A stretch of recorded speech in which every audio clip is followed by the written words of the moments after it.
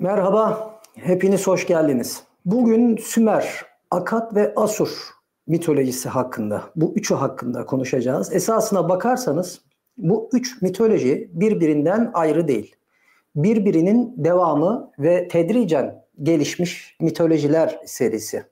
Hatta Babil de bunların içerisinde, ancak Babil Persler tarafından yıkıldığı için ve Babil Perslerin öncülü Medler diyebiliriz. Medlerle ilişkisi olduğu için Babil, Med ve İran Persleri daha sonra birlikte yine üzerine çalışacağız. Neden bu üçünü birleştirerek anlatıyorum? Genelde yorumcular Sümer, Asur, Akkad bunların mitolojilerini birleştirerek sanki bunlar bir bütünmüş gibi, hatta Zekeriya Seçkin'in yazdığı bu kitap var. 12. Gezegen, Kayıp Gezegen isimli bir kitap var. Burada da benzer şekilde bahsediliyor ama işte uzaylı medeniyetlerle ilişkilendirilmesi hususları. Bu konular biraz spekülatif ve teori. Bunu göstermek istiyorum bu yayında. Esasına bakarsanız insanların uzaylılarla bağlantıları yazdım ama ne yazık ki günümüzde gerçeklerle çok insanlar ilgilenmiyor. Tabii ki uzaylılarla bağlantısı da olabilir. Hint mitolojisi de üstün silahların geçmiş çağlarda kullanıldığından bahseden ya da buna çıkarım yapabileceğimiz metinler var. Ancak sıkıntı şu: teori nedir? Yorum nedir? Varsayım nedir? Spekülasyon nedir? Derin bir kavram karmaşası yaşanıyor. Sadece Türkiye'de değil, bütün dünyada. Kimi yorumcular yorum yapıyor ya da teorilerinden bahsediyor. Bunların ama teori olduğunu ya da yorum olduğunu insanlara izah etmiyor yayınlarında. Çünkü bu tarz videolarda çok seviliyor. İnsanlar böyle enteresan şeyleri, ütopik şeyleri, hayal ürünü olan şeyleri aşırı derecede severler, takdir edersiniz ki. Ve bunları anlatanlar da dinliyorsunuz, sanki oradaymış, bunu görmüş, bizzat şahit olmuş. Bununla alakalı ellerinde veriler, bilgiler var, kanıtlar var. İşte reptilyanlar, yılanlar yerin altında yaşıyor, bunlarla temas halinde gibi anlatıyorlar ve bunlar bütün gerçekler, hakikat bizden saklanıyor. Dünyayı yöneten bir üst akıl var, dünyayı yöneten bir elit zümre var. İşte bunlara yapacak hiçbir şey yok. İşin ilginç tarafı şudur: kimileri bu elit zümre ya da küresel zümre ya da üst aklın karşısında olduğunu söyleyerek yayınlar yapıyor. Kimileri ise bunların ağzıyla yayınlar yapıyor. Yani daha doğrusu karşıt olanlar küreselcilikle, üst akılcılıkla, işte birilerinin adamı olmakla diğerlerini suçluyor, bazı şeyleri savunanları. Şimdi baktığımız zaman her ikisi de esasına bakarsan, işte bu bazı videolarda var ya, işte ışığın, aydınlığın, karanlığın insanları. Bunların her ikisi de günün sonunda insanlara umutsuzluk, korku, çaresizlik salık veren yayınlar baktığımızda. Neden diyecek olursanız, adam ışığın tarafında, aydınlığın tarafında olduğunu söylüyor. Ama bahsettiklerini dinledikten sonra bu dünyada insanın yaşama sevinci kayboluyor. Ya biz bunlarla nasıl mücadele edeceğiz? Bu üst akılla nasıl kavga edeceğiz? Ya adam öyle bir ağ kurmuş ki, örümcek ağı, öyle bir sistem kurmuş ki bu sistemin karşısına çıkıp bu sistemle mücadele etme konusunda yapacak hiçbir şey yok. Anlattıkları çaresizlik ya da uzaydan gelen uzaylı atalar. Tabii ki ben şunu söylemiyorum: uzay, evren, kainat, galaksi büyük, çok büyük. Bizim tahayyül edemeyeceğimiz kadar büyük. Böyle bir galaksi içerisinde, ki dünyadan daha büyük gök cisimlerin olduğu bir evrende, bilimsel olarak kanıtlanmış veriler bunlar, kimsenin olmadığını söylemek ya da savunmak ahmaklık olacaktır. Diğer taraftan baktığımız zaman bunların da gidip görmüş gibi anlatılıyor olması, bu tarz konuların teori, yorum, varsayım ya da spekülasyon olduğunu göz ardı edip insanlara hakikatmiş ya da gerçeklikmiş gibi anlatılmasını çok doğru bulmuyorum esasında. Bu husus sadece bu tarz konularda yok. Bu husus, bu sıkıntı dinlerde de var.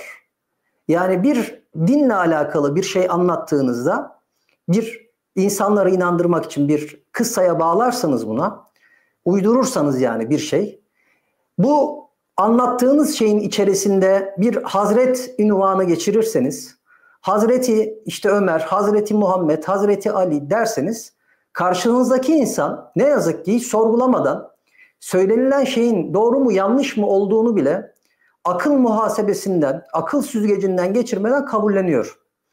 Ve dolayısıyla bu tarz videolarda çok izleniyor, insanlar da üretiyor. Şimdi biz bu yayında ne yapacağız? Sadece mitoloji anlatmıyoruz. Bunu izah etmek için böyle bir giriş yaptım.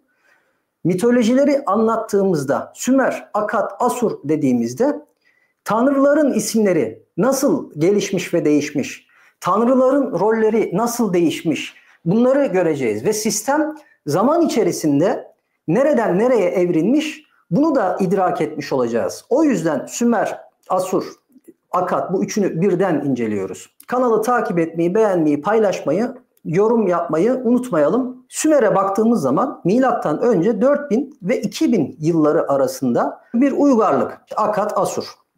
Ancak buraya eski Babil ve yeni Babil olarak baktığımızda tam da bu Sümer ve Asur'un var olduğu zamana tekabül ediyor. Esasında bu insanlar birbirinden, bu medeniyetler çok uzak ve ayrı değiller. Şimdi tanrılarına da baktığımızda, inandıkları tanrıları da baskın tanrılar şeklinde gördüğümüzde o sütuna bakarsak, Sümer'de Anu değil esasında, yanlış yazmışım. An Sümer'de bu. An, Enlil, Enki, İnanna, Utu.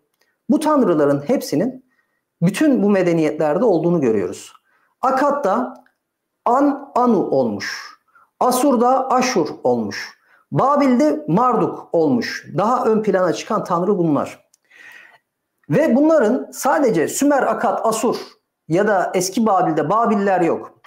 Bunlar Sümer kendi içerisinde başka medeniyetleri de barındırıyor. Yani sadece kendi Sümerlilerden oluşmuyor. Buraya göç ettiğinde burada yaşayan başka ırklar da var. Bunlardan kalan çivi yazısı, bugüne gelen çivi yazısı içerisinde bazı kelimeler Sümerce'nin dil fonetiğiyle, yani etimolojik yapısıyla oluşmuyor. Bazı kelimeler 50-100 kelime.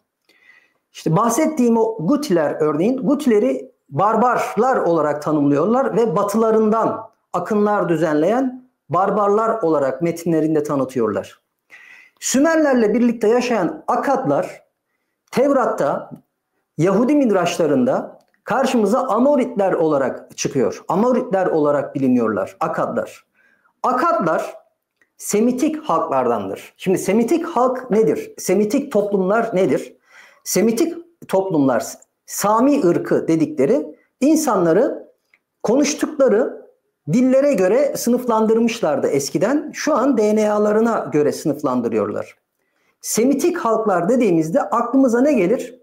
Akkadlar, yani Amoritler, Araplar, Yahudiler, 6-7 tane halk var. Aramiler örneğin. O yüzden İncil Aramice'dir. Aramice de Arapçanın bir çeşididir. Ya da Sümer Yahudilerin kullandığı İbrani alfabesi dedikleri alfabe de yine Arapçanın bir çeşididir. Sadece harfler farklıdır. İşte Arapçada elif b, Yahudilerdeki yani İbranice'de elif ba olur ki Arapça sonradan bir harf devrimi yapılmıştır. Milattan sonra 100. yılda, evet 100. yıla 700. yıla kadar, 700. yıldan sonra özellikle yaygınlaşmıştır. Şimdi buradaki insanlar birbiriyle iç içe yaşayan insanlar ve bir halkın, Sümerlerin bugün biliniyor olması, hani yorumcular şöyle birden ortaya çıktılar şeklinde yorum yapıyorlar ama bir insanın var olduğunu anlayabilmemiz için o insanın bize ben varım şeklinde bir seslenişte bulunması lazım. Şimdi Sümerlerin de baktığımızda çivi yazısını bulan ya da geliştiren, tarihte bilinen ilk tarihte yazı yazmayı, yani 4000 yılında milattan önce, bundan 6000 yıl öncesinden ben buradayım yazıyor olması bizim Sümer'i biliyor olmamızla ilişkili. İlla ki bu göksel varlıklara dayanacak diye bir bahis yok. Benzer mitolojiyi Hindistan'da da görmüştük. Hint-Aryan ırkından bahsetmiştim. Hint-Ari ırkından bahsetmiştim. Ne getirmişlerdi Hindistan'a, Indus Vadisi'ne geldiklerinde medeniyet kurarken? Beraberlerinde Sanskritçe yani yazıyı getirmişlerdi ve yaratılış mitlerini getirmişlerdi.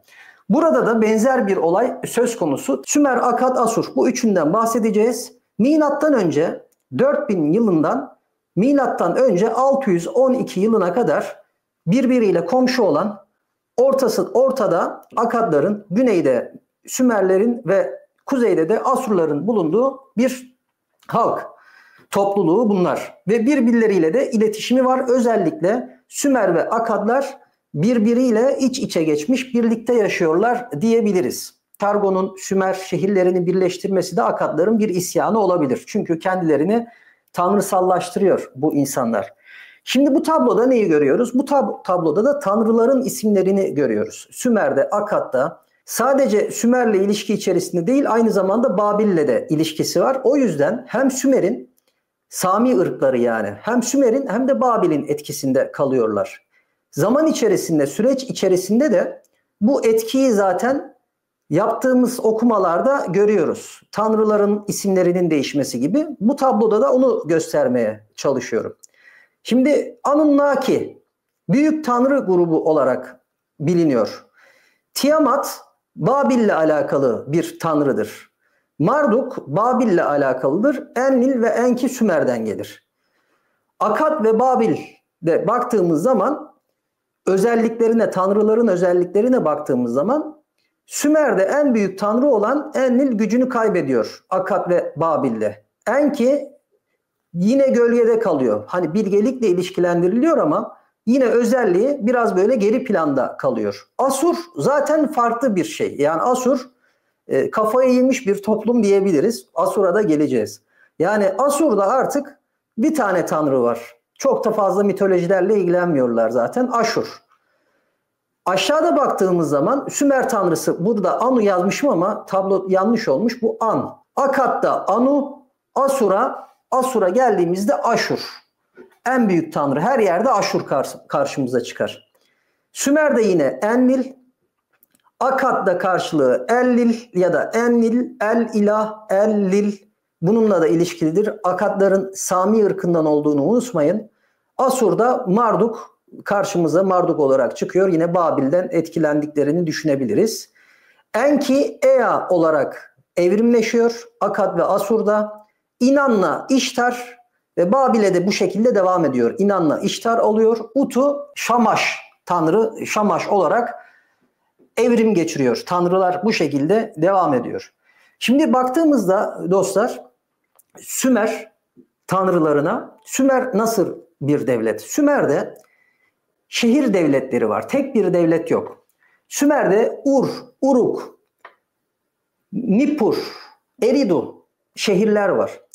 Bu şehirler aynı bugün işte Amerika'da olduğu gibi, Kanada'da olduğu gibi kendi içlerinde bağımsız krallıklar esasına bakarsanız.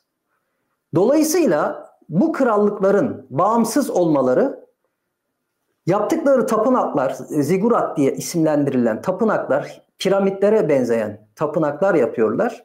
Ve bu tapınakları yapmalarının gayesi de gökyüzündeki tanrılara yaklaşmak. Çünkü gökyüzü çok gizemli. O tarihlerde bir de ışık kirliliği yok gökyüzünü kirleten. Çok iyi görülebiliyor. Gözlemler çok iyi yapılabiliyor ve sezgileri bu insanların kuvvetli. Şimdi baktığımız zaman bu ziguratları yapıyorlar ki o merdivenlerden o tepeye ulaşarak Tanrı'ya ulaşma hadisesi bu. Zaten bu Babil kuleleri, semavi dinlerde bahsedilen Babil kuleleri de bunlarla alakalıdır. Ne oluyor? Örneğin Enlil Sümerlerdeki Akkad'da El-Lil olarak evrim geçiriyor. Şimdi El ne demekti? El yaratıcı, Tanrı'ya ithaf ediyordu. El-Bab, işte yaratıcının yani Tanrı'nın kapısı. Baktığımızda ilah, el-ilah kelimeleri türettiğimizde etimolojisine baktığımızda ne görüyoruz? El, ilah, Allah kelimeler bu şekilde türetiliyor bir şeyler açıklanmak için. Enlil, Ellil oluyor. İşte Enki, Ea oluyor. Akat'ta. Asur'da zaten bu hepsi, tanrıların hemen hemen hepsi gücünü kaybediyor. Neden? Asur medeniyeti çok böyle Sümer ya da Akatlar gibi değil. Asur medeniyetine göre insanlar savaşmak için yaratılmıştır ve tanrılar insanların yaşamlarına, hayatlarına müdahale etmez. En büyük tanrısı Aşur isimli savaş tanrısıdır. Ve Asur öyle bir medeniyet, öyle bir uygarlıktır ki Assurbanipal bir krallarından biri tarihe şey olarak geçmiştir. Yani katliam yapan bir kişi olarak geçmiştir. Bunlar korkuyla hükmediyorlar. O yüzden uzun yıllar ayakta kalıyorlar. Daha sonra tabii çok düşman ürettikleri için Babil ve Med bir araya gelerek bunları yok ediyor. Neden bu şekilde korkuyla hükmediyorlar? Bölgelerine korku salmak için. Gittikleri yerlerde, kentlerde, şehirleri sadece fethetmekle kalmıyorlar. Buradaki kadın, erkek, çoluk, çocuk kim varsa bunları öldürüyorlar. Bunların bedenlerinden üst üste dizerek yığınlar oluşturuyorlar. İşte bazen insanları canlı canlı derisini yüzüyorlar. Birçok şeyleri var. Yani katliam yapan bir toplum.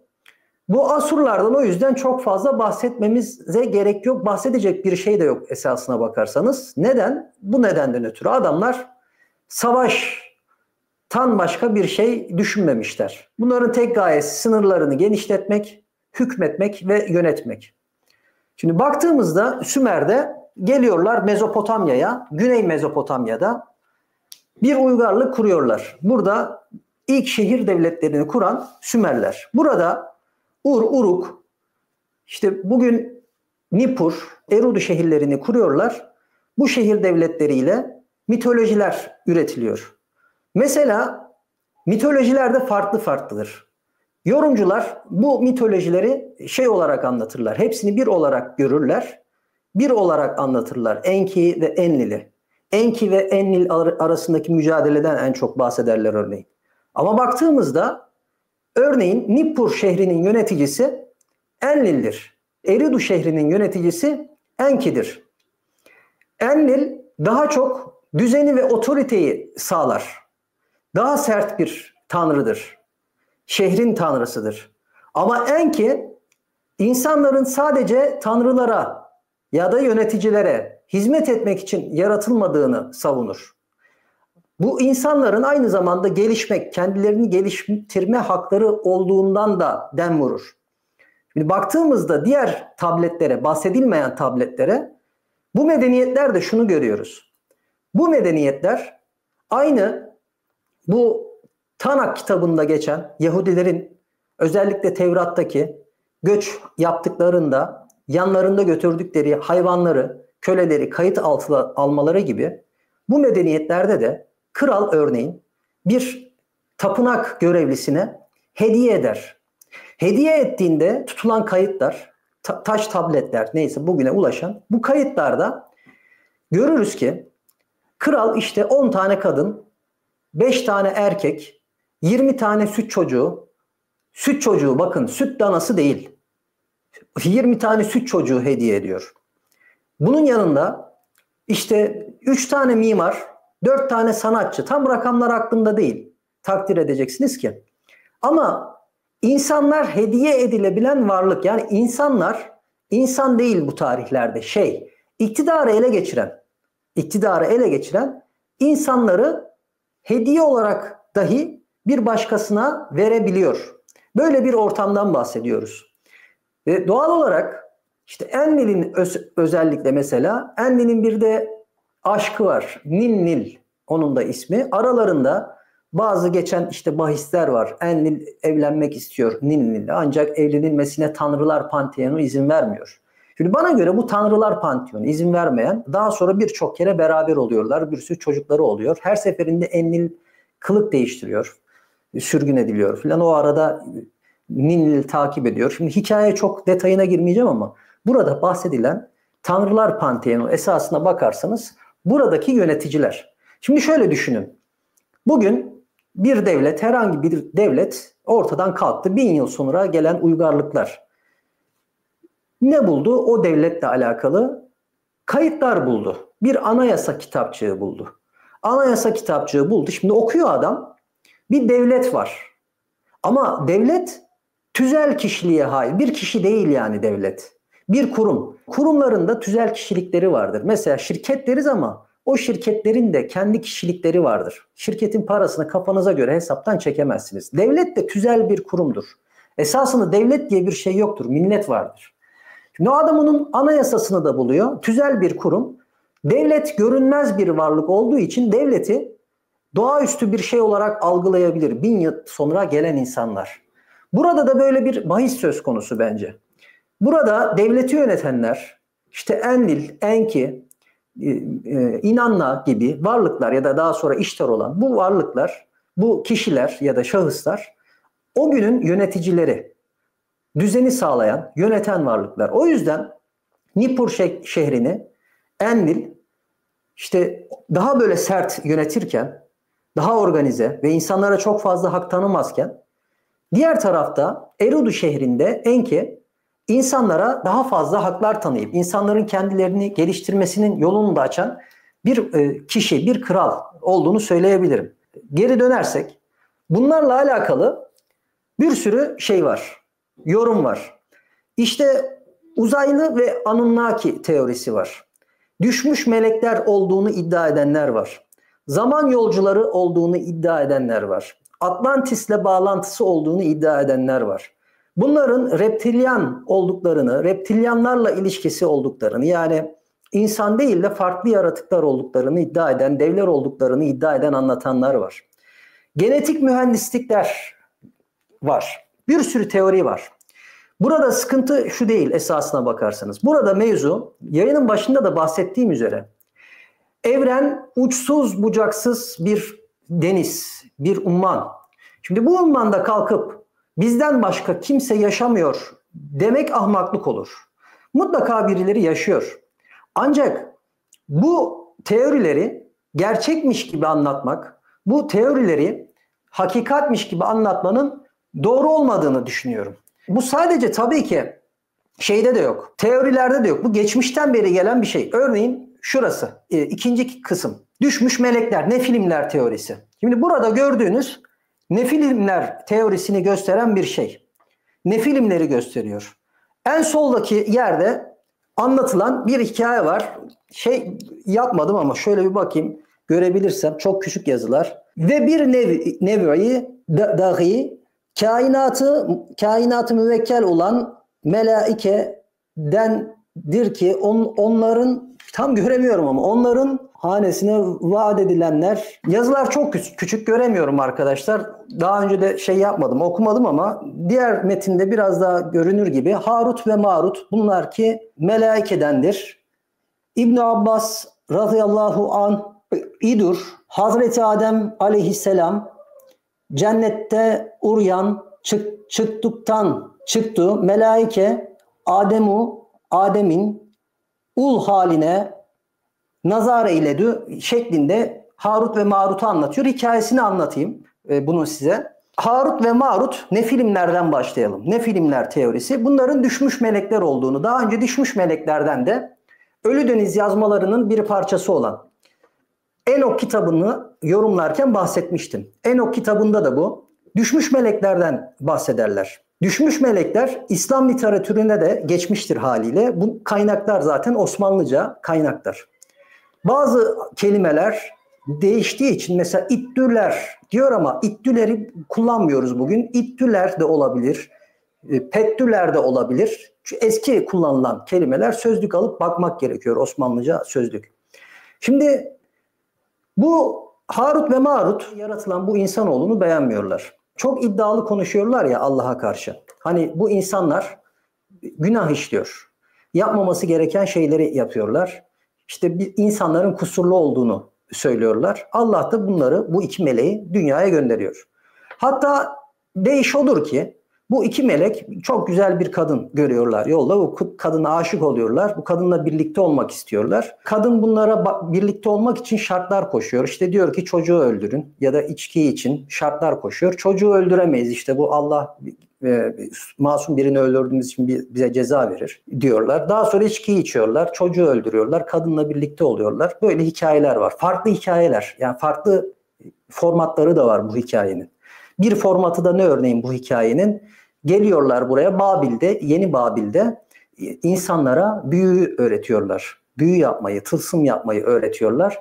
Ve dolayısıyla bunun karşılığında menfaat elde ediyorlar. Dolayısıyla bunlar, bu iki melek Harut ve Marut bir mağaraya baş aşağı, şu resimde gördüğünüz gibi, şu sağdaki resimde gördüğünüz gibi bunlar baş aşağı asılıyor mağarada ve sonsuza kadar o mağarada kalacaklarından bahsediliyor. Anu ve Ki.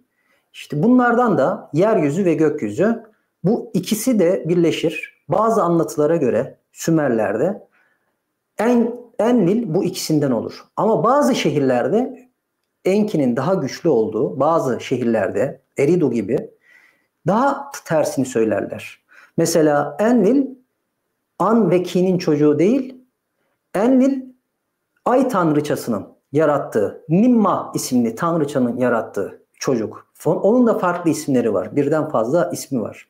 Şimdi bahsettiğim üzere Zekeriya Sitchin isimli yazar da, araştırmacı da burada bence bir yanılma ya da yanlış okuma ya da kendi teorisi diyebiliriz. Bunun 12. gezegen, kayıp gezegenle ilişkilendirerek bunun uzayda olan bir savaş olduğunu, Marduk ve Tiamat'ın bir savaşı olduğunu, o savaşın neticesinde insanların dünyaya geldiğini ve köklerinin Sümerlere dayandığından bahsediyor. Bunu bu şekilde anlatıyor ama bir teori olduğunu ya da bir yorum olduğunu, bu mitolojileri birleştirerek üretilmiş bir şey olduğunu tabii ki aktarmıyor. Bu vesileyle bu tarz aktarımların gerçek, kanıtlanabilir şeyler olmadığını size de anlatmak istedim değerli dostlar.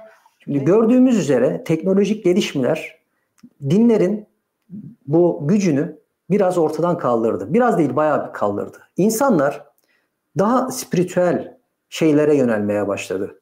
Baktığımızda bahsettiğim 12. Gezegen adlı kitabın yazarı da Zekeriya Sitchin isimli yazar.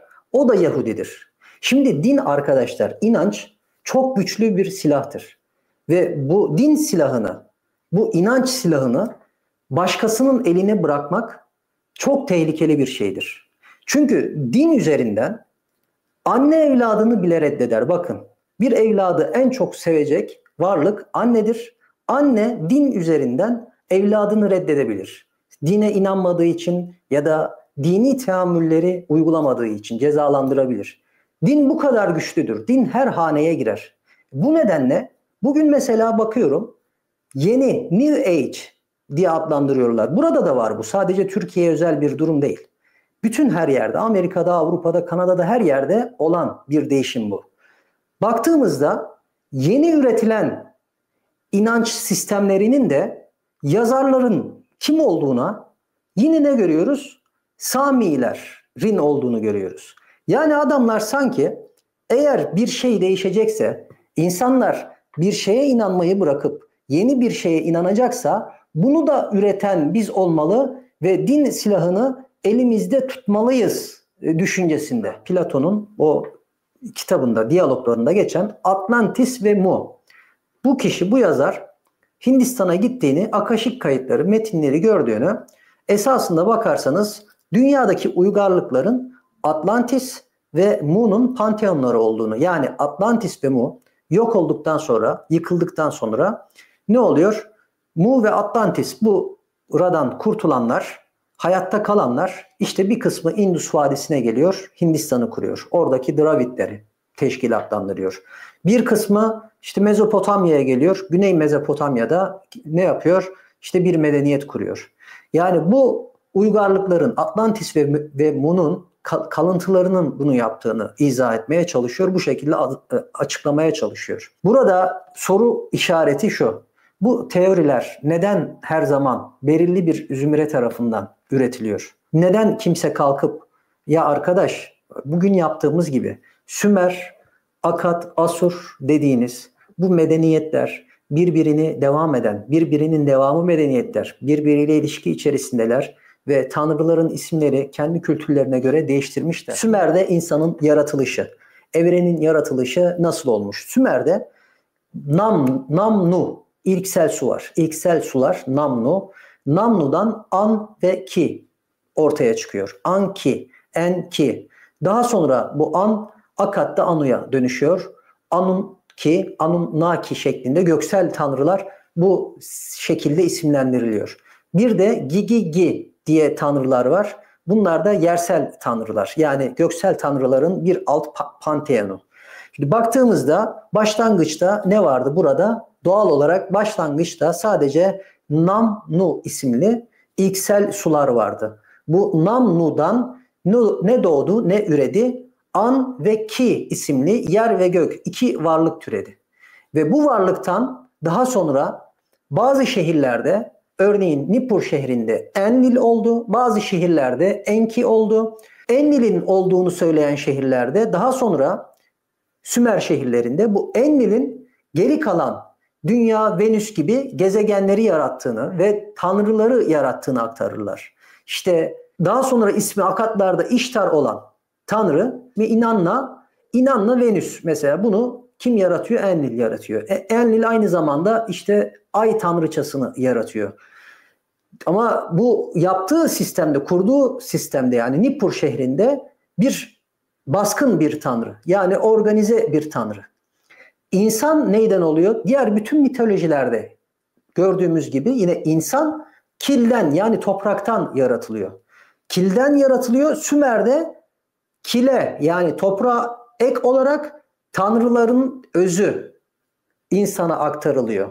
Ve insanların esasında ruhu olmadığı kabul ediliyor. Evrenin başlangıcı bazı Sümer şehirlerinde özellikle Nippur gibi şehirlerde işte Namnu ile başlıyor. Namnu, An ve Ki ikisi birleşerek Enlil'i üretiyor ve Enlil geri kalan her şeyi yaratıyor. Enlil aynı zamanda yer ve gök bu ikisini birbirinden ayırarak dünyayı yaşanılabilir hale getiriyor. Ve bu dünyada tanrıların, alt sınıf tanrıların isyanıyla isyan ediyorlar üst sınıf tanrılara. Yahu arkadaş gece gündüz biz mi altın madenlerinde çalışacağız? Bu iş böyle olmaz. Burada çalışacak birilerini yapın bize de hizmet etsinler şeklinde bir söylemleri var. Serzenişleri var. Bir isyan çıkıyor. Ve dolayısıyla Enlil insanı yaratıyor. Enlil insanı yaratıyor. İnsanı yaratmasının sebebi tanrılara hizmet etmek. Ama diğer tarafta Eridu şehrine gittiğimizde Eridu şehrinde yine benzer şekilde yine ilksel sular var. İlksel sulardan olan yine aynı şekilde Nippur şehrinde olduğu gibi iki tane varlık var. Bu varlık An ve Ki. Ama burada Enlil yok. Burada Enki var. Eridu şehrinde ve Enki insanları tek başına da yaratmıyor. Yanında Ninmah ya da Ninhursak isimli bir tanrıça var.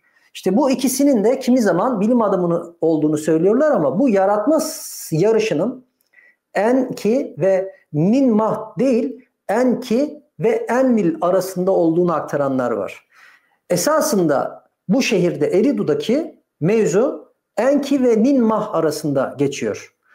Ninmah Enlil'i de yaratan tanrıça olarak kabul ediliyor bu şehirde. Yani iki şehir düşünün. O Güney Mezopotamya'da bugünkü İrak'ın olduğu yerde Güney Mezopotamya'da ki kavim ya da şehir Enki ve Ninmah'ın yaratım sürecini insanın yaratım sürecini gerçekleştirdiğini savunuyor ve Ninmah'ın aynı zamanda Enlil'i de yaratan varlık olduğunu savunuyor. Şimdi buraya baktığımız zaman burayla alakalı bu şehirle alakalı aktarımlara baktığımız zaman neyi görüyoruz? Ninmah ve Enki birbiriyle evet yarış içerisinde ve bir insan projesi, insan yaratıyorlar. Ve bu insanı yaratırken Ninmah hatalar yapıyor. İşte insan örneğin kör. Kör bir kişiyi Enki ne yapıyor? Enki kusurlu üretim ama müzisyen yapıyor örneğin. Ya da bir insanı Ninmah topal yarattıysa denemeler yapıyorlar. İnsan yaratma deneyimleri. Kullandıkları yine kil ve az önce söylediğim gibi tanrısal bir öz. Yine yaratıyor işte topal oldu. Bu kusurlu oldu diyorlar ama Enki hayır, her insan işe yarar, bunu da tapınağa koyalım diyor. Burada şunu görüyoruz. Bu anlatımlardan, yaratılış anlatımlarından, insanın yaratılışıyla alakalı anlatımdan gördüğümüz bu şehirde, yani Eridu şehrinde özürlü doğan insanların, yani bir kusurla ya da bir eksikle dünyaya gelen insanların dahi değerli olduğunu ve toplum içerisinde bu insanlara bir yer, Eridu şehrinde bir yer bulunduğunu görüyoruz. Ama şimdi ne göreceğiz Akkad'a geçtiğimizde? Akkad'da bu komple ortadan kalkıyor. Toplum içerisindeki kusur bile değildir esasında. Doğuştan gelen bir şeydir. Bu da bir özelliktir kimi zaman. Bu insanların kaderi olduğunu ve kör insanların, işte topal insanların bir eksik sayabileceğimiz, nasıl izah ederim bilmiyorum ama bu tarz insanların toplumdan dışlandığını ve onların kaderinin bu olduğunu kabul edildiğini görüyoruz. Bu tanrıların isyanından sonra insanın yaratıldığından bahsediliyor. Ardından şimdi Enki nedir? Enki bilgelikle ilişkilendirilen bir tanrı. Enlil de fırtınalarla ilişkilendiriliyor. Şimdi bizim Hint mitolojisinde gördüğümüz daha önce neydi? Orada işte Ramayana ve Ravana savaşırken kullandıkları işte rüzgar silahı, su silahı gibi silahlar kullanıyordu. Enlil fırtına tanrısıdır. Fırtınayı hükmedebiliyor, fırtınayı kullanabiliyor savaşlarda. Bu anlatıları tanrısal silah olarak bizim de yaptığımız gibi tanrısal silah olarak Hint mitolojisinde anlatırken aktarıyorlar. Ama esasına bakarsanız Hint mitolojisinde kullanılan o Vediklerde bahsedilen şeyler, anlatılar burada olduğundan daha temiz. Belki de elimize bir şey kaldığı için, bir kaynak, daha net kaynaklar kaldığı içindir bu. Şimdi baktığımızda Enlil, Nippur, bunlar kraliyeti yöneten, Enlil, Nippur'daki kraliyeti yöneten, kraliyet ailesinin aynı zamanda şeyini veren, kutsiyetini, yani Nippur kralı olabilmeniz için Enlil'den kut almanız lazım. Tanrı kut olmanız lazım. Tanrı kut olmadan, yani ziguratlardaki rahipler, oradaki din adamları Enlil'e, dedim ya, din çok önemli bir silahtır. Tarih boyunca da önemli bir silah olarak kullanılmıştır. Oradaki ruhban sınıfı Enlil'i kutsamadan, kralı kutsamadan, Enlil'den kut almadan orada kral olamaz. Ve bu şehrin yönetimi, Nippur şehrinin yönetimi daha çok baskıcı, daha böyle organize, insanlar çalışsın, oradaki kral ve kralın hanedanına, kralın oradaki rahiplerine ne yapsın? Hizmet etsin. Ancak aşağıya Eridu'ya gittiğimizde Eridu'da gördüğümüz zaman yine bilgelikle ilişkilendirilir Enki. Yine ne yapıyor? O şehrin kralı benzer şekilde Enki'den kut alıyor ama onun inandığı tanrı, yani Enki, daha çok bilgelikle ilişkilendirildiği için insanların sadece tanrılara hizmet etmek için yaratılmadığı, aynı zamanda insanların kendini geliştirme, öğrenme hakkının olduğunu da savunuyor. Şimdi biz bu kanalı iyi takip edenler bilir. Birçok kere ne söyledik? Şimdi siz Mısır'a gittiğinizde, bundan 4000 yıl önceye zaman makinesine binip gittiniz. Orada bir tapınağa girdiniz. Dediniz ki oradaki hocaya, hocam bana şey öğret, hieroglif, okuma yazmayı öğret. Yok öyle bir dünya. Adam sana okuma yazma öğretmiyor değerli dostum. Ya da Hindistan'a gittin, oradaki bir tapınağa girdin. Dedin ki bana işte şeyi öğret, Sanskritçe öğret. Öğretmiyor ki. Yani bilmiyorsun. Okuma yazmayı bilmediğin gibi hiçbir şey okuyamıyorsun, kitap okuyamıyorsun. Dolayısıyla bu insanların kölesi haline geliyorsun. Akkadlar Semitik bir halk. Yahudilerin kutsal kitabı, ya da Musevilerin diyeyim. Çünkü Yahudi olmayan Museviler de vardır. İşte Hazar Türkleri gibi. Musevilerin kutsal kitabında ne diyor? Tanak'ta Amoritler olarak geçiyor. Akkadlar birçok kere bahsedilir. Semitik halklardır, yani Aramiler, Araplar, Yahudiler, Akkadlar, yani Amoritler birbirlerini anlarlar. Dilleri birbirine yakındır daha doğrusu. Bunlar da Enlil önemini yitiriyor. Enlil yerine ne görüyoruz? Akkad'da daha çok Enki'nin ön plana çıktığını görüyoruz. Çünkü Akkadlar ne yapıyorlar? Akkadlar, Şargon isimli kral ne yapıyor? Şehirleri fethediyor. Sümer şehirlerinin tamamını fethediyor ve bunları tek bir devlet haline getiriyor. Dolayısıyla bazı şeyler artık önemini yitirmesi gerekiyor. Zaten Gılgameş destanında da göreceğiz. Gılgameş destanında Sümer panteonlarında yani Sümer şehirlerinde Gılgameş ne olarak geçer bu destanda o kahraman? Bir kahraman olarak geçer. Ancak Akatlara baktığımızda tanrı kral olduğunu görürüz. Yani Akatlar bu şehir devletlerindeki en azından Nippur baskıcı olabilir ama Eridu baskıcı değildir. Hepsini bir araya getirir, bir imparatorluk kurar. Dolayısıyla Mezopotamya'da ilk şehir devletlerini kuran Sümerlerken Akatlar Mezopotamya'da ilk imparatorluğu kuran bildiğimiz kadarıyla.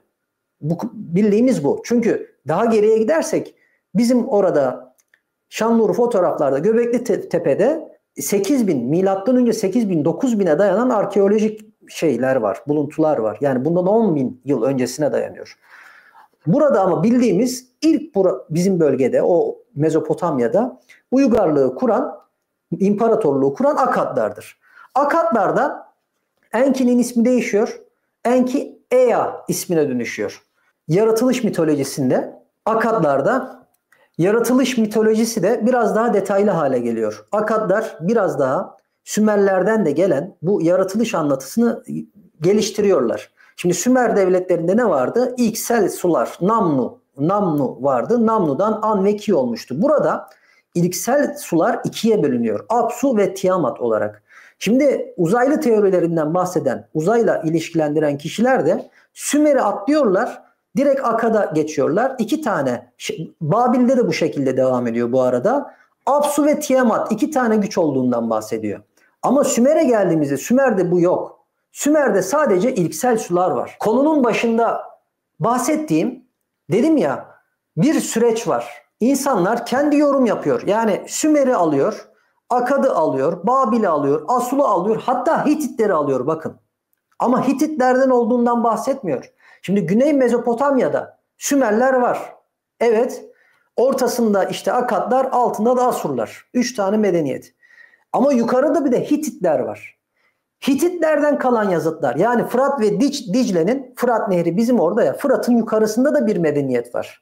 Hatta bunu Tanak'ın eski Ahit'te yani arkasında bir harita vardır. Vaat edilen topraklar. Şimdi detaylıca İbrani ya da Yahudi mitolojisine girmeyeyim ama orada Hititleri de gösterir. Amoritlerin yerini de gösterir. Adamlar iyi kayıt tutmuşlar. Baktığımızda ne görüyoruz? Sümer'i, Asur'u, Akkad'ı, Babil hepsini alıyor. Çorba yapıyor. Apsu, Tiamat bu ikisinin savaşından, Marduk'un doğuşundan bahsediyor ama ve bunları Sümerlerle ilişkilendiriyor. Ama Sümer'de Apsu ve Tiamat yok. Apsu ve Tiamat Akkad'da var. Akkad'da ve Babil bahsettiğim üzere bakın. Babil ve Sümer'le ilişki içerisinde. Bir ne var? Yani bir birleştiriyor. Bir katalizör görevi görüyor. Sümer ve Babil mitolojilerini. Şimdi baktığımızda burada Apsu ve Tiamat ilk varlıklar. Biri tatlı su, bir diğeri tuzlu su. Bu tatlı su ve tuzlu sudan lahumu olan ilk ikilik çamurlu suyla filan ilişkilendiriliyor. Bu ilk çocuklar çamurlu su, bataklık olarak. Ama diğer tarafta Anşar ve Kişar var. İkinci nesil tanrılar. İşte asıl gökyüzünü, yeryüzünü var eden bu tanrılar.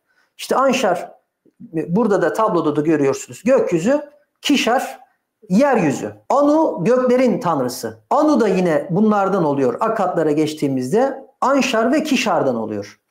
Daha sonra Ea, Enki ve Marduk oluyor. Burada Sümer'de ne vardı? An ve Ki vardı. Akkad'a geçtiğimizde An ve Ki'nin öncesinde bir Apsu ve Tiamat şeklinde iki farklı tanrı ortaya çıktı. Yani tatlı su, tuzlu su. Namnu ilksel suyken Sümer'de ikiye bölündü burada.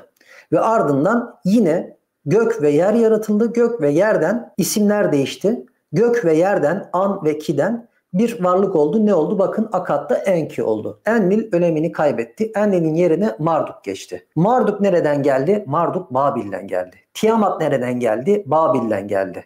Apsu nereden geldi? Babil'den geldi. Peki yer gök Enki nereden geldi? Sümer'den geldi. Yani Akkad mevzuyu tam görmemizi sağlayan bir medeniyet burada. Sümer, Babil, Akkad. Zaten Asurlular biraz daha dediğim gibi bu konularla ilgilenmemiş. Asurlular sıkıntılı tipler. Daha sonra zaten şeyleri kötü olmuş ama Asurlardan şimdi haklarını yemeyelim. Bu Ninova kütüphanesini kuran Babil, Sümer, Akkad ne kadar şey varsa kitap yani parşömen neyse artık bunları alan Ninova kütüphanesini kuran bir millet toplamayı seviyorlar anlaşılan o ki fethettikleri yerdeki bilgileri almışlar Ninova kütüphanesini kurmuşlar ama bu Assurbanipal falan bunun yaptıkları hakikaten çok ciddi insanlara zarar vermiştir. İnsanları yaratan Enki Ea oluyor burada. İnsanların yaratan bir tanrı figürü olarak yine karşımıza çıkıyor. Neden insanları Enki yaratıyor? Bilgelik tanrısı. Neyden yaratıyor? Yine kilden, tanrı özünden, kandan yaratıyor. Burada Sümerlerdeki tanrısal öz kana dönüşüyor. İnsanların yaratımında Sümer'de neydi? Kil yani toprak ve toprakla birlikte ne vardı? Tanrısal bir öz vardı. Akkad insanların yaratımında toprak, kan, tanrısal bir kan kullanıyor ve insanları yine Enki yaratıyor ve adı da Enki'nin Ea'ya dönüşüyor. Enki baskın bir tanrı olarak burada bizim karşımıza çıkıyor. Baskın bir tanrı figürü olarak karşımıza çıkıyor. Enki, Enlil önemini kaybediyor. Enlil yine var ama çok da önemli bir tanrı olarak kabul edilmiyor Akkadlarda. Şimdi geçelim şöyle bir bakalım. İnsanı yaratan tanrı işte Sümer'de Enki, Akkad'da Ea. Ea Enki'nin ismi değişti. Yaratılış malzemesi kil ve tanrısal öz. Akkad'a geldiğimizde Kingu'nun kanı ve kil. Kingu'nun kanı. İnsanın amacı ne? Tanrılara hizmet. Akkad'da insanın amacı tanrılara hizmet. Aynı zamanda da düzeni korumak. Özellikleri neymiş? Tanrıların arasındaki mücadele. Enki ve Enlil arasında bir mücadele var. Akkad'da yaratılış mitolojisinde Marduk ve Tiamat, Kingu arasında bir mücadele var. Yani esasında Zekeriya Sitchin'in kitabının Sümer'le alakası yok. Zekeriya Sitchin'in kitabı ya da bu dediğim gibi Sümerlilerin ya da insanlığın kökenlerinin ya da Sümerlilerin uzaylı varlıklara dayandırıldığı teorinin temelini oluşturan şey Sümer'in tabletleri değil. Akkad'ın kabulleri. Enki diye bir varlık gördüğünüz üzere Akkad'da yok. Ea ismi değişiyor. Enlil zaten ortadan kalkıyor. Babil'de hele hiç yok. Babil'de Marduk var direkt. Tiamat var. İsimler değişiyor. Bizim atalarımız esasında dünyada yaşamıyordu. Bizim atalarımız dünyaya uzay gemileri bir kaza sebebiyle düştü. Ve atalarımız dolayısıyla teknolojiyi kaybettiler. Ve dolayısıyla biz burada bildiklerimizi unutarak yeni bir medeniyet kurmak durumunda kaldık.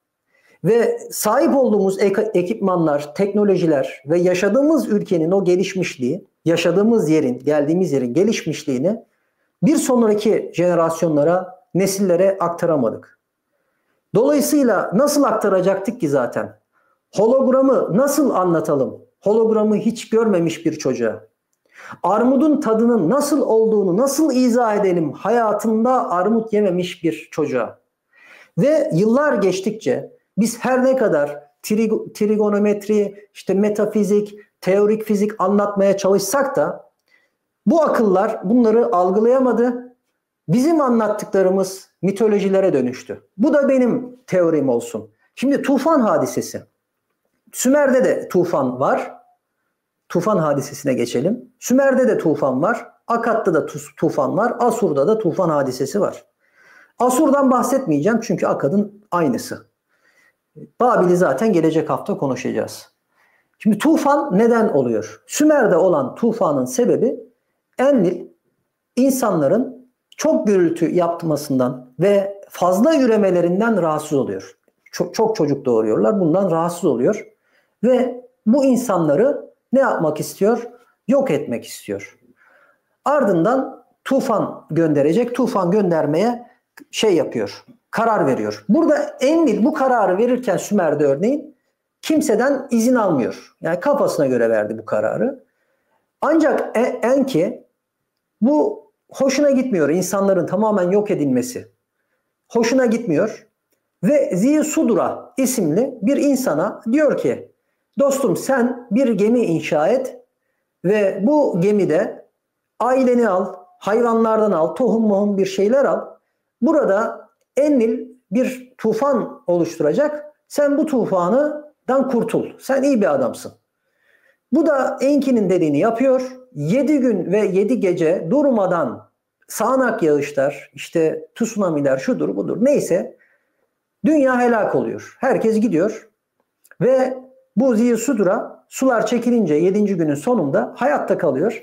Tekrardan insan ırkının medeniyetini üretiyor.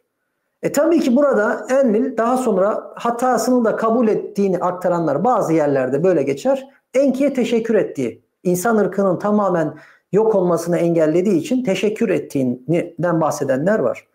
Şimdi burada Enki kimi yazarlar tarafından da şeytan olarak gösteriliyor. Şeytan olarak gösterilmesinin sebebi de şu. Tanrılar panteonuna yani Anunnaki tanrılarına Enki'nin insanlar adına karşı çıkmış olması. Kimi zaman Lucifer'le özellikle Gnostik metinlerde Lucifer'le de ilişkilendiriliyor ki Lucifer de esasına bakarsanız insanlara yardım eden bir figür olarak kabul ediliyor. İnsanlara ışığı getirmesi, insanlara bilgi vermesini. Hatta şöyle yorumluyorlar. Bu elmadan yeme. Bu elmadan neden yeme? Çünkü elmayı yersen sen de ölümsüz olacaksın. Bunun bilgisini verdiği için. Bu tarz şeylerden ötürü. Esasına bakarsanız ikisi de kötü değil. Farklı yerlerde, farklı şekillerde izah edilmiş, anılmış. Şimdi Akkad'a geldiğimizde ne görüyoruz? Akkad'da yine Sümer ve Babil birleşimi görüyoruz. Akkad'da Enuma Eliş destanı üzerinden yürüyor.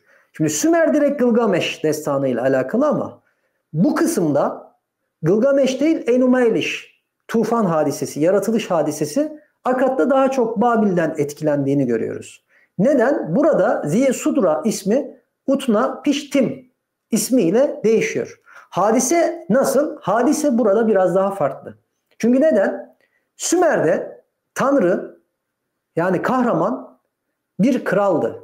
Kahraman bir kraldı.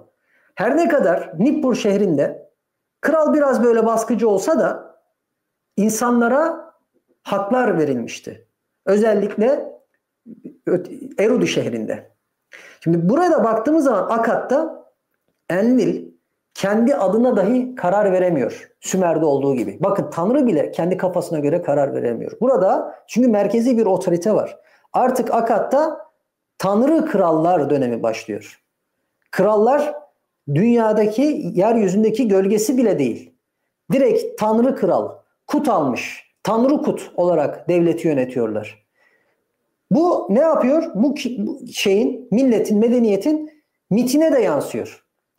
Nasıl yansıyor? Enlil, insanlar çok gürültü yaptığı için insanları helak etme, tufan göndermeye karar veriyor ve ardından Tanrılar Meclisi'ne giderek Tanrılardan izin istiyor. İzin çıkıyor. Ancak Enki yine burada Ea ismi Akkad'da Ea'ya dönüyor. Buna karşı çıkıyor ve Utnapiştim'e dostum böyle böyle bir karar çıktı Tanrılar Meclisi'nden. Bir tufan hadisesi olacak. Sen bir gemi yap.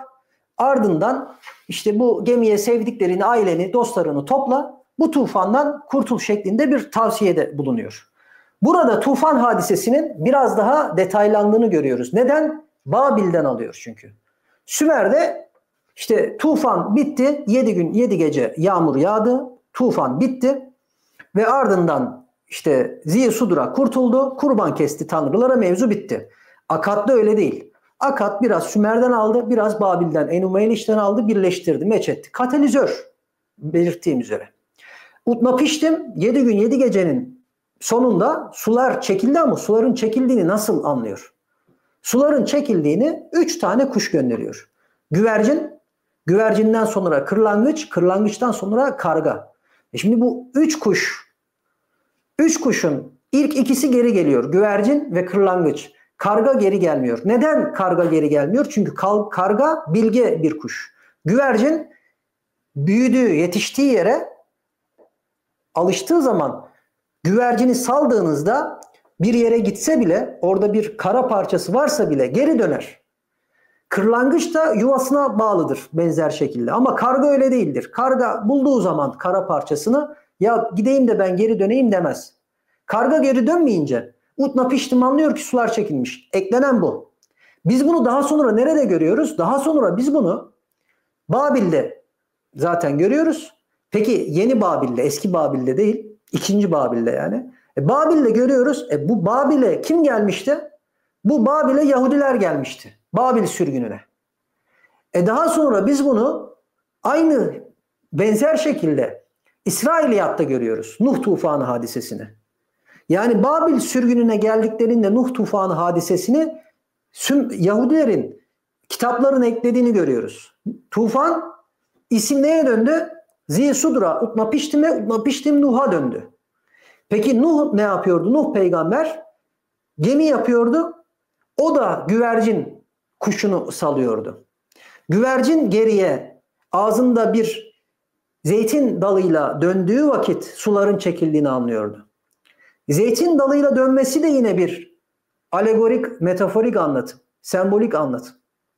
Zeytin dalıyla dönmesi barış, zeytin ağacı barışla ilişkilendirilir. Zeytin dalı uzatılması barıştır. Barıştan bahseder. Güvercin ve zeytin dalı. Yani bu gerek İsrailiyatı okurken, gerek bu tarz mitolojileri çalışırken bu tarz kronolojiyi göz önünde bulundurmak gerekiyor. Zaten İsrailiyata da baktığımız zaman onlar da tarihi milattan önce 6000 ile başlatırlar. Milattan önce 6000. Göbekli Tepe'deki arkeolojik kazılar gösterdi ki milattan önce 8-9 bin var. Esasına bakarsanız Yahudilerin Tanak kitabı orada yazanlar hükmünü yitirdi artık. Milattan önce 8.000, 9.000'lere ulaştığımız an 6.000'di ya, hükmünü yitirdi.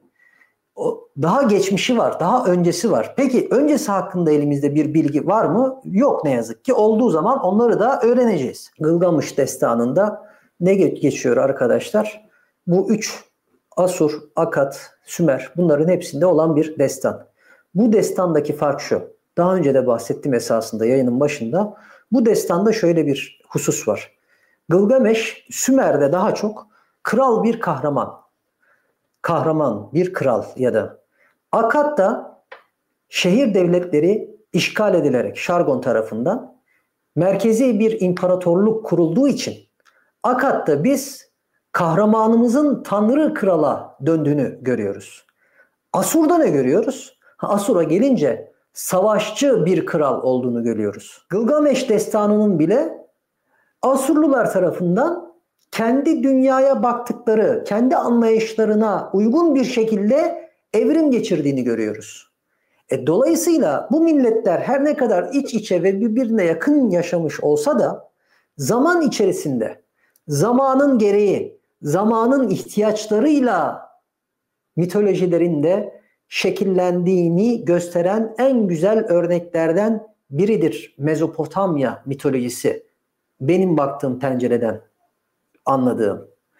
Çünkü farklı medeniyetlerin bir geçiş köprü olduğu için Mezopotamya, Avrupa, Asya arasında bir köprü olduğu için Türkiye ve bu geçiş güzergahında farklı medeniyetler sürekli hareket ettiği için göç yolu, ulaşma yolu artık ne derseniz bir köprü.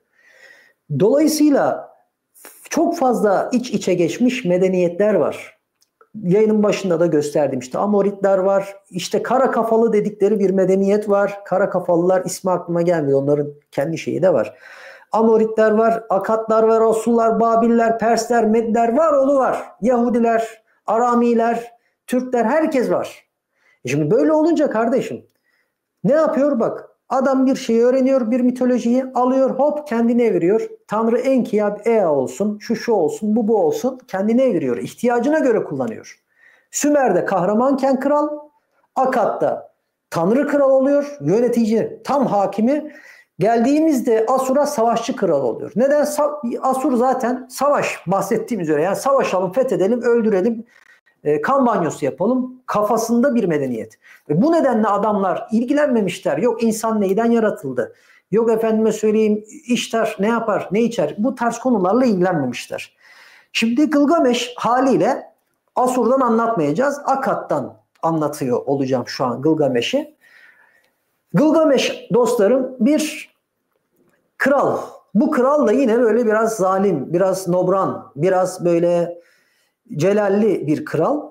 Ve tanrılar bu krala ceza olsun diye, ceza vermek için bir tane Enkidu diye bir vahşi yaratık, varlık yaratıyorlar. Enkidu ve Gılgameş birbiriyle çokça kavga ediyorlar, dövüşüyorlar ama günün sonunda bütün güzel arkadaşlıkları nasıl ki kavga ve dövüşle başlarsa Enkidu ve Gılgameş de birer dost haline geliyorlar. Ve bu ikisi bir araya gelerek neydi ismi? Hunbaba isimli bir varlığı, bir şeyi ya da bir insanı öldürüyorlar. Galip geliyorlar. Bu galibiyetlerinden sonra tanrılar ceza veriyor. Ne cezası veriyor Gılgameş'e? Arkadaşını yok ediyorlar. Hani vakti zamanında Gılgameş'e ders olsun diye yaratmışlardı ya Enkidu'yu. Artık bunu ceza olarak öldürüyorlar. Humbaba'yı öldükten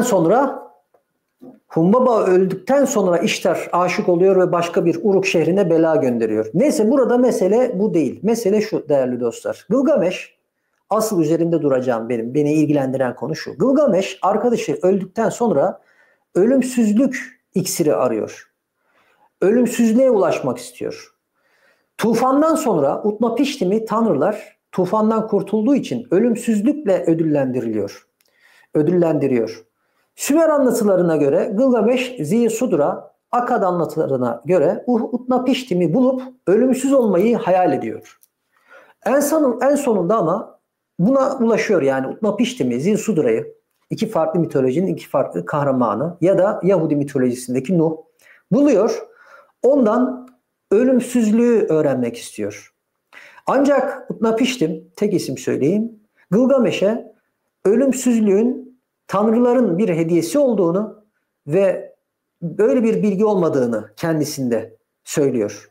Paylaşacak bir şeyim yok diyor. Üzülüyor Gılgameş ve Utnapiştim dayanamıyor. Diyor ki ama bir bitki var. Bu bitkiyi bulursan gençliğini geri getirir bu bitki. Gençliğin sana geri gelir. En azından bununla biraz daha uzun yaşarsın. Eğer işte trafik kazası geçirmezsen ya da bir magandanın kurşunuyla ölmezsen biraz daha uzun yaşarsın diyor. Garibim bunu da buluyor. Bu bitkiyi de buluyor Gılgameş. Ancak bu bitkiyi de ölümsüzlük değil ama gençlik iksiri olan hastalıkları tedavi eden bu bitkiyi de bir yılan götürüyor. Ne gibi? Lokman Hekim'in hikayesi gibi.